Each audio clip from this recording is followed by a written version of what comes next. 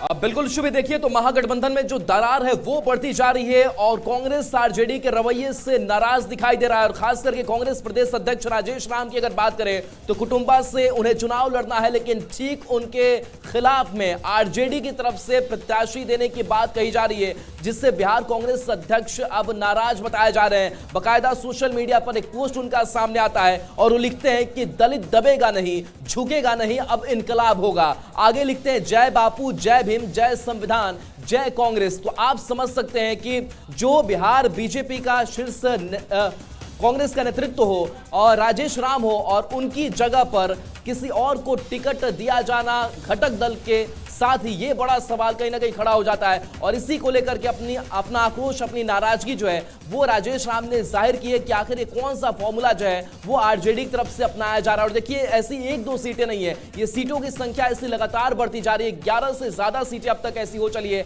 जहां इन घटक दलों के दो दो उम्मीदवार जो है फ्रेंडली फाइट की बात कर रहे हैं, लेकिन इससे एक बड़ी कंफ्यूजन की स्थिति कार्यकर्ताओं में भी और कहीं ना कहीं वोटर्स में भी होगा, जिसका खामियाजा महागठबंधन को भुगतना होगा।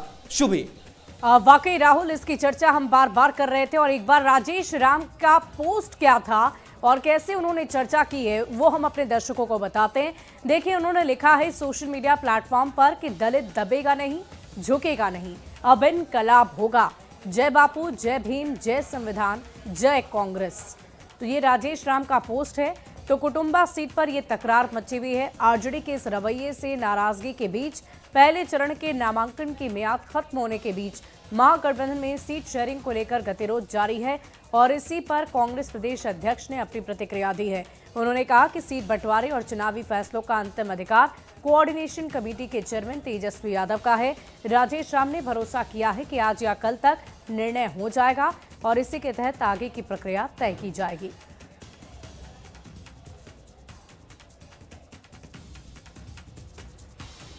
सीट शेयरिंग का जहाँ तक मामला है, अभी उस पर बहुत ही प्रक्रियाधीन है। कई सीटों पर क्रॉस डिमांड्स है और क्रॉस डिमांड्स में 6 पार्टी है, 6 का अपना अपना ग्रीवांसेस होता है।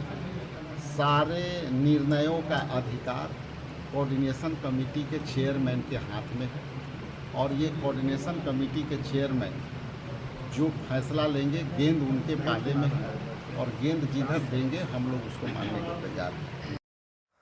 और देखिए, शायद यही वजह है कि महागठबंधन में तकरार बढ़ती ही जा रही है। अब तक सीटों का फॉर्मूला फाइनल नहीं हुआ है। आरजेडी कांग्रेस की सीटों का खुलासा नहीं हुआ है। सीटों का औपचारिक ऐलान आखिर कब होगा, ये एक बड़ा सवाल बना हुआ है। पहले चरण का नामांकन भी खत्म हो चुका है। अंतिम दौर में दूसरे चरण का नामांकन है। सीटों की संख्या का खुलासा नहीं हो सका है।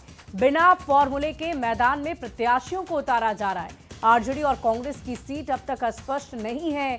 अब ऐसे में सवाल यही कि आखिर ये कंफ्यूजन, ये घमासान कब थमेगा, कब रुकेगा, कब सीटों के फॉर्मूले पर चर्चा होगी। और अब तो दिन भी ज्यादा शेष नहीं रह गए।